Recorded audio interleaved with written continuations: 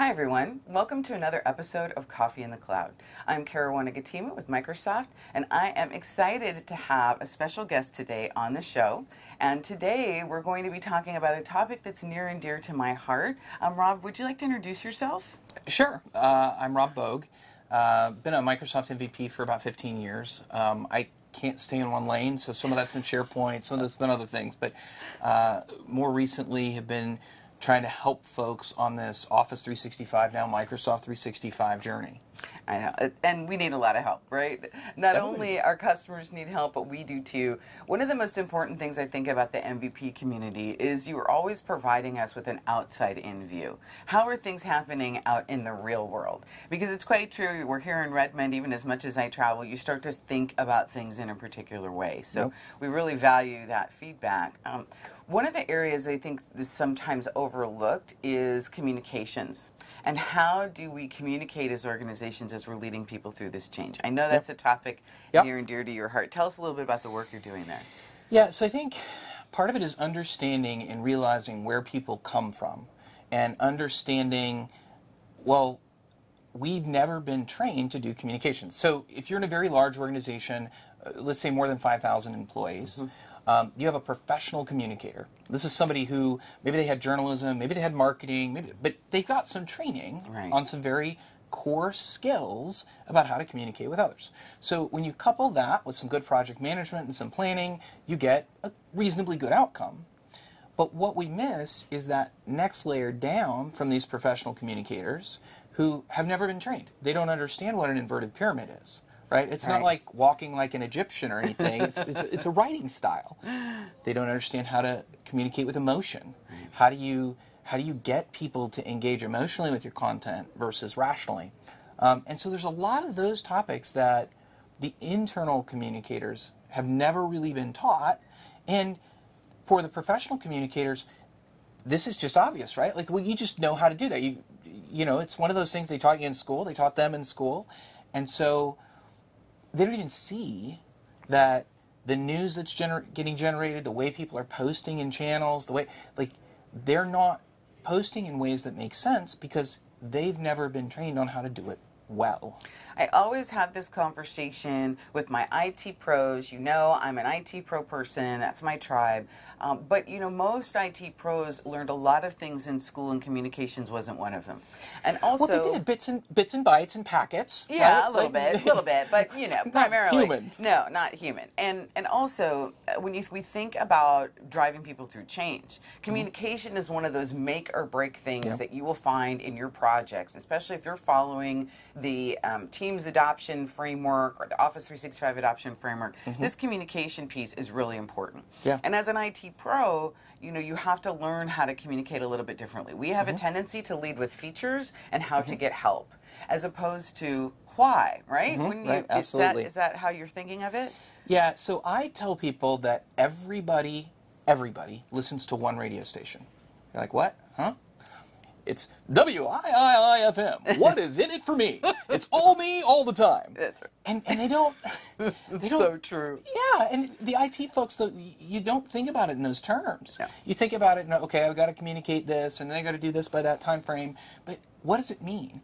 If we move to Teams, for instance, what does that mean for the way that I communicate?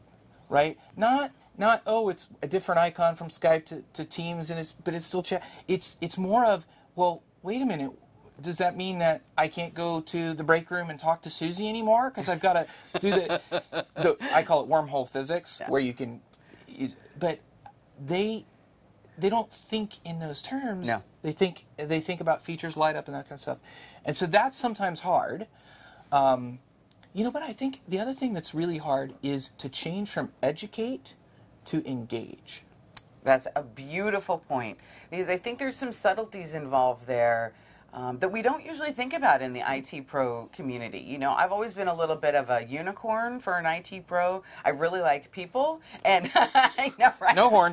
No, just no checking. horn. No, I didn't mean it like that. But unique. I'll use it as unique, not terminally unique, but just unique, because I really like people, and I like engaging with people, and I like technology. pretty much in that order also. And I think that that's a shift. Yeah. It's also, as an IT pro, not what I was really paid for, if you want to get down to the bottom dollar. I was paid to deliver projects on time, under budget, have resilient services, be able to understand the technology and what it means, and that's that. Right. I feel like the role of the IT pro is changing now based on this, inform, educate versus engage.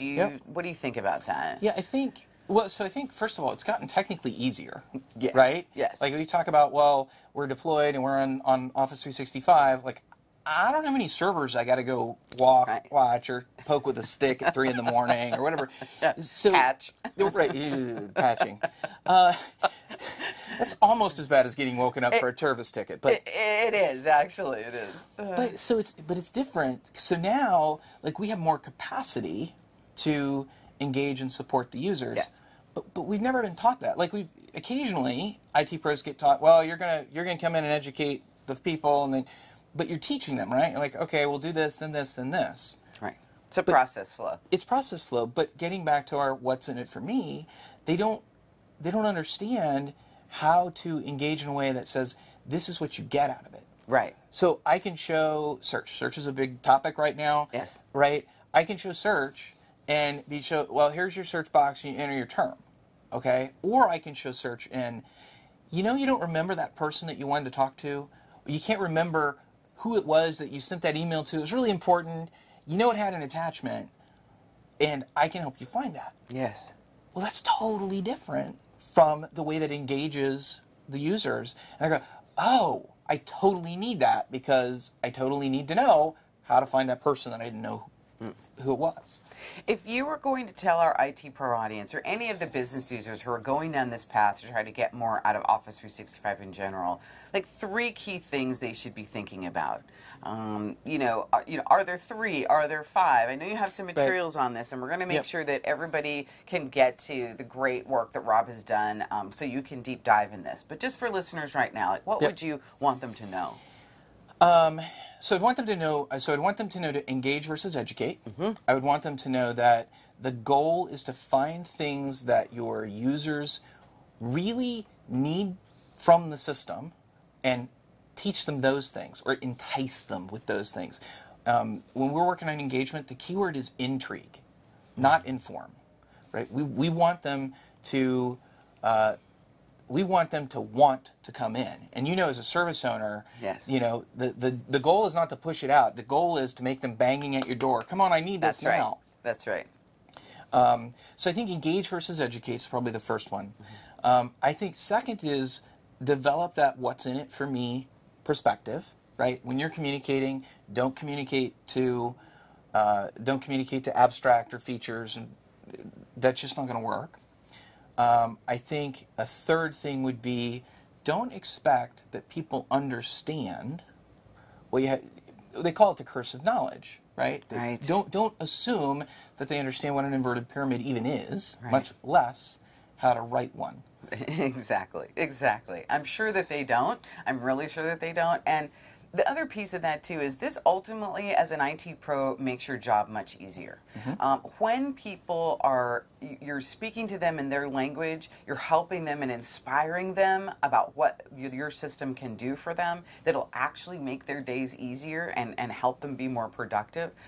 It really helps with the relationship that you have from an IT pro perspective to business and to your end users. And ultimately, we're all one tribe. Like, we all have to work together to make this transformation work. That's why I think that this topic is so important. And I want to make sure that the listeners know where to find more on this topic from you. Where can we do that? So whenever I do anything that I give away to the community for free, you can find it on my website, Thor Projects, like the Viking God of War and Thunder and Little Hammer, thorprojects.com/connect/gifts. Great. So that's great. Because you do so much for the community. I mean, and you've done that for a long time. Seeing Rob at all of the events, everything that he shared, you're really free with your knowledge, and I think that is so commendable, and we appreciate it tremendously. So make sure that you go and check out his website, check out all this information, but more importantly, think about your users and how you engage them. Right. And for me, I've always also shared with people, go hang out in the lunchroom. or your virtual lunchroom or by the coffee pot, and just ask people a couple of questions, right? How's the new system for you? What's the most difficult thing about collaborating inside this company, right? An informal survey like that can get you all sorts of easy pain points that you can solve that people really need your help with. Because most of the people that I meet, they don't really have time to deep dive into the technology. They have a day job. They're trying to do it, and learning new technology is usually not a part of it. So that's where we come in. We can help them know the little things that they didn't know, how to search, suggestions in Office. This is all across Office 365 and Office Pro Plus. So this is a broad topic, and there's a lot of opportunity area where we can do some good work together. So thank you for joining this session of Coffee in the Cloud. You can find more on this topic of adoption for IT pros and champions on our channel, and we're just happy that you're here. Thanks so much.